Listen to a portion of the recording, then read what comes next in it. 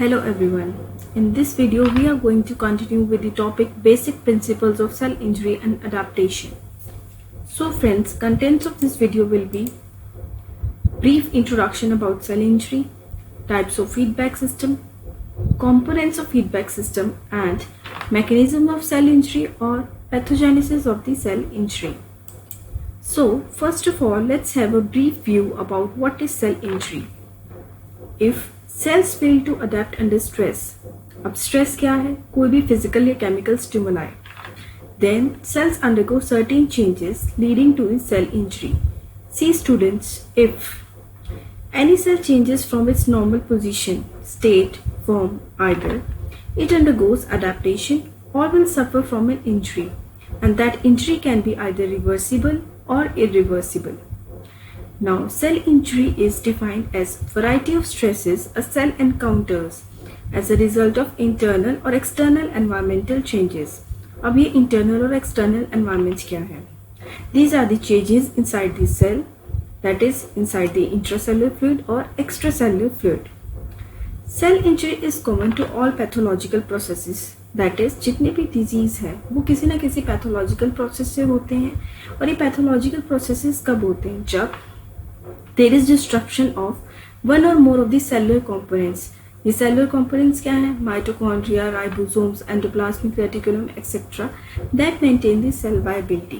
जब ये plasma membrane में से leak out हो जाते हैं तो हमारे पास disease process, ये pathological processes start हो जाते हैं. That will lead to the disease. Now, cells of the body have inbuilt mechanism to deal with the changes in the environment to an extent. अब हर सेल की एक fixed capability होती है कि वो एनवायरनमेंट को किस लिमिट तक अडेप्ट कर सकता है. एंड सेल की डेथ कब होती है? जब वो लिमिट सेल की अपने आप को रिपेयर करने की खत्म हो जाती है. Cell death is related to both the length of exposure to a harmful stimulus and the severity of the damage caused. It means that cell death depends upon the duration की कितनी देर तक वो सेल उस harmful stimulus के contact में रहा and उसने किस लेवल को डैमेज किया, किस लेवल तक का डैमेज कॉज किया है. लाइक आपके हैंड पर अगर कभी HCl गिर जाता है then in couple of seconds it can damage your skin completely. Cellular response to stress may vary and depends upon the following variables. Now these variables are type of cell and tissue involved. These are host factors and injurious agent. Host factors क्या हैं? जिसे injury होती है and injurious agent are जिसके कारण injury होती है. Now coming up next is various form of cell responses to injury. Cell damage can be either reversible or irreversible. Depending on the extent of injury, the cellular response may be adaptive. इसका मतलब है cell की उस stimuli या इंजurious agent के contact में आने के बाद भी अडेप्ट करने की कोशिश करता है एंड होम्योस्टेसिस रिस्टोर करने की कोशिश करता है. That is balance and steady state between the internal and the external environment of the cell. Now next point is cell death में अकर बाय नेक्रोसिस और apoptosis. These terms we will discuss later on. Various forms of cellular responses to cell injury. Like I said previously, या तो cell environment that is physical या chemical stress के according adapt करेगा या it will undergo reversible injury और irreversible injury. Now let's discuss this flowchart to understand better. Here we are having a normal cell. Normal cell मतलब उसमें homeostasis maintained है. Now if we are giving stress to that cell it will undergo adaptations, मतलब वो अपनी form को उस stress के according adapt करेगा. बट अगर वो स्टिमुलस इंजूरियस है, लाइक इट इज शोन, अगर वो स्टिमुलस इंजूरियस है then it will undergo cell injury. And अगर वो अडेप्ट भी नहीं कर पा रहा है then it will go undergo the cell injury. And most importantly if वो सेल इंजरी माइल्ड है तो रिवर्सिबल इंजरी होगी और अगर सीवियर है तो irreversible. Now next important topic is feedback mechanism or homeostatic mechanisms. A feedback mechanism is a cycle in which some proportion of output signal is fed back to the input in order to control behavior of some system. अब इसका मतलब है in simple language that how a body reacts to the external stress. वो बाहर से आए stimulus को कैसे इंटरप्रेट करता है और क्या रिएक्शन देता है. अब या तो फीडबैक पॉजिटिव होगा या नेगेटिव होगा, और जो नेगेटिव फीडबैक सिस्टम है that is more common. For example, in case of negative feedback, just think about thermoregulation. This is just an example. अब हमें जस्ट सपोज बहुत गर्मी लग रही है एंड हमारी बॉडी उसको अडेप्ट करने के लिए क्या करती है, it just to produce cooling effect it starts sweating. This is the example of negative feedback system of our body. और सेकेंड एग्जाम्पल की बात करते हुए हम कह सकते हैं, अगर हमारी बॉडी में ग्लूकोज लेवल बहुत बढ़ गया है और हमारी बॉडी में इंसुलिन ऑटोमेटिकली शुगर लेवल को कम करना शुरू कर देता है, that is our body knows हमारे लिए क्या अच्छा है और क्या गलत है. अब इसमें पॉजिटिव फीडबैक का अगर हम एग्जाम्पल लें, then at the time of child birth a female undergoes uterine contractions, then positive feedbacks come into the play. उसमें क्या होगा, ऑक्सीटोसिन जो हार्मोन है वो रिलीज होगा जो कि कॉन्ट्रैक्शंस को और बढ़ा देगा, जिससे डिलीवरी इजी हो जाएगी. Now what are the components of a feedback system? Now first is sensor. It will detect specific changes in the environment. अब रिसेप्टर्स जो हमारी बॉडी पर हैं, हमारी स्किन पर हैं, these are the sensors. Second is interpreter और integrator, that is control centre. They will receive information from the sensor or receptors and will send a message to the effector. अब ये effectors क्या होते हैं? अब effectors है जिनके through response generate होगा. They will receive the message from the integrator जो कि ब्रेन है and perform the appropriate responses. अब इसे बेटर समझने के लिए take an example of reflex arc. ये हमने पहले भी बहुत बार पढ़ा है. जस्ट सपोज किसी ने आपको पिंच किया हैंड पर. अब इसमें सेंसर क्या है, हमारे स्किन सेल्स. देन हैंड से होते हुए वो इम्पल्स न्यूरॉन्स के थ्रू होते हुए ब्रेन में जाती है और सिग्नल देती है. ठीक है, ब्रेन उस सिग्नल को इंटरप्रेट करता है एंड हमें एक रिस्पॉन्स देता है just to remove your hand. This is an example of feedback system. Now coming up next is types of feedback system, जिसके अंदर आता है differences between the negative feedback system and the positive feedback system. अब जैसे कि name indicate करता है कि negative feedback reverse a change that it works against the stimulus. ये जो नेगेटिव फीडबैक है ये कैसे वर्क करता है, against the stimulus. But positive feedback strengthens and reinforces a change, मतलब it works in the direction of the change. Negative feedback system restore abnormal values to the normal. जैसे कि हमने अभी डिस्कस किया था कि जब ग्लूकोज बॉडी में बहुत ज़्यादा हो जाता है तब इंसुलिन उसके लेवल को कम करने की कोशिश करता है. And in positive feedback it makes abnormal values more abnormal. Negative feedback is more common than the positive feedback as body tries to restore the normal values. In positive feedback, effectors make adjustments in the same direction. In the same direction as initiation event. That is, अगर uterine contraction just suppose हो रहे हैं at the time of pregnancy, then oxytocin will be released और वो और ज़्यादा होंगे to favor the delivery.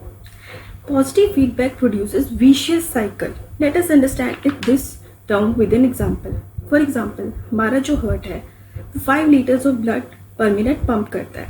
If the person suddenly bled 2 liters of blood, bled 2 liters of blood मतलब कब, जैसे किसी का एक्सीडेंट हो जाता है, then amount of the blood in the body is decreased to such a level कि heart effectively blood को pump करना बंद कर देता है. और पॉजिटिव फीडबैक में क्या होता है, ये जो एफिशिएंसी होती है वो normally 5 litres of blood pump करता है. अब लेकिन 2 लीटर जो ब्लड है वो शेड हो चुका है तो बचा कितना 3 लीटर्स. तो जो उसकी एफिशिएंसी है वो ऑलरेडी कम हो जाती है और वो तब तक कम होती रहती है और वो साइकिल तब तक कम होती रहती है जब तक कि पर्सन की डेथ नहीं हो जाती. So this is the basic disadvantage of the positive feedback system, that this makes abnormal values more abnormal. Now coming up next is mechanisms of cell injury.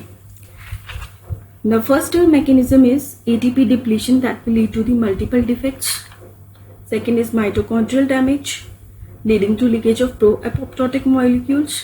Third is cytosolic calcium dipositive entry that will lead to the increased mitochondrial permeability and activation of enzymes. Now fourth is reactive oxygen species, damage to lipids, proteins and DNA. Fifth is membrane damage to cell membrane or lysosomal membrane. Sixth is misfolded protein and DNA damage leading to leakage of pro-apoptotic molecules. Now let's discuss these all mechanisms with the help of the flow charts to understand it better. First is ATP depletion that will lead to multiple defects. In this figure, we can see that due to ischemia. Now, what is ischemia? Ischemia is reduced supply of oxygen in the blood.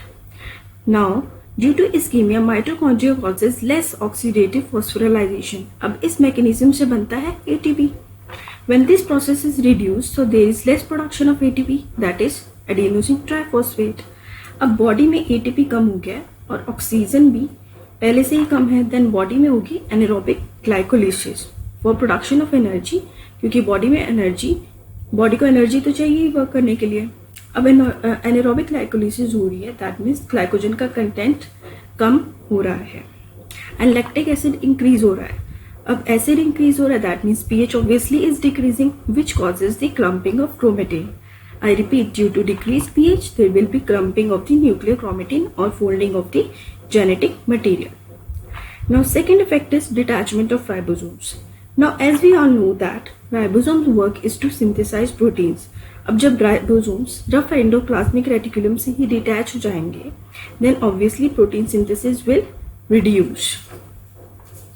ठीक है, detachment of ribosomes में protein synthesis decrease हो जाएगी. And the last effect is decrease functioning of sodium pump, जिसकी वजह से calcium dipositive की entry, जो हमारे सेल्स के अंदर कैल्शियम डाइपॉजिटिव की एंट्री है, वाटर मॉलिक्यूल्स की एंट्री है, एंड जो सोडियम आयंस की जो एंट्री है वो इंक्रीज हो जाएगी, जबकि इसका ऑपोजिट होना चाहिए for the normal ion transport mechanisms. अब पोटेशियम का इफ्लक्स हो रहा है, जबकि नॉर्मल कंडीशंस में क्या होना चाहिए, पोटेशियम सेल्स के अंदर ज़्यादा होना चाहिए और सोडियम सेल्स के बाहर होना चाहिए. अब ये प्रोसेस उल्टा है, तो हमारे एंडोप्लाज्मिक रेटिकुलम में स्वेलिंग हो जाएगी, सेलुलर स्वेलिंग हो जाएगी एंड लॉस ऑफ माइक्रोविलाई हो जाएगा. So now let's understand the second flow chart. Let's have a look at the second mechanism. It depicts that during mitochondrial damage, there is decrease in the production of ATP, as discussed previously. Secondly, there is release of cytochrome C. अब cytochrome C है क्या? Cytochrome C is a heme protein. इसका मतलब है कि इसमें एक iron attached है that participate in the oxidative phosphorylation and electron transport chain में it will participate, जिसकी वजह से ATP की प्रोडक्शन होती है. अब जब ये साइटोक्रोम C जो है माइटोकॉन्ड्रिया से ऑलरेडी लूजली बाउंडेड है और रिलीज हो गया, that means a cell will undergo the apoptosis. और अपोप्टोसिस क्या है, एक प्रोग्राम सेल डेथ का मैकेनिज्म है, मतलब कि इसमें सेल की डेथ हो जाती है, जिसे हम लेटर ऑन अच्छे से डिस्कस करेंगे. Now third is reactive oxygen species. Now what is reactive oxygen species? Reactive oxygen species are free और रेडिकल फॉर्म ऑफ ऑक्सीजन. अब कोई भी चीज़ अगर फ्री है तो ऑब्वियसली उसमें एनर्जी ज़्यादा है, क्योंकि वो फ्री स्टेट में है, that is it is not inert and damaging in nature. So this reactive oxygen species will lead to damage to lipids, proteins and DNA. Okay, now next is cytosolic calcium dipositive की increased entry. Now whenever there is entry of calcium dipositive, mitochondrial permeability will increase. That is, the membrane of mitochondria will become leaky in nature and will lead to the activation of multiple cellular enzymes. अब cytosolic calcium dipositive की entry हो रही है, mitochondria की permeability increase हो रही है, that means उसकी ये लीकी नेचर बढ़ रहा है और उसमें से एंजाइम्स निकल रही हैं. अब at the right hand side you can see that there is increase cytosolic calcium dipositive entry. और कैल्शियम कहाँ से आ रहा है, माइटोकॉन्ड्रिया से, स्मूथ एंडोप्लाज्मिक रेटिकुलम से. This will lead to activation of various cellular enzymes. और वो कौन कौन सी enzymes है, phospholipase, protease, endonuclease, ATPase. So here these enzymes will lead to the breakdown of phospholipids. Protease will lead to disruption of the membrane and cytoskeletal proteins. Endonuclease will cause nuclear damage, and ATP will lead to the breakdown of the ATP. It's a very easy figure. Please try to understand it carefully. Now next is membrane damage. Now this membrane damage covers plasma membrane and lysosomal membrane.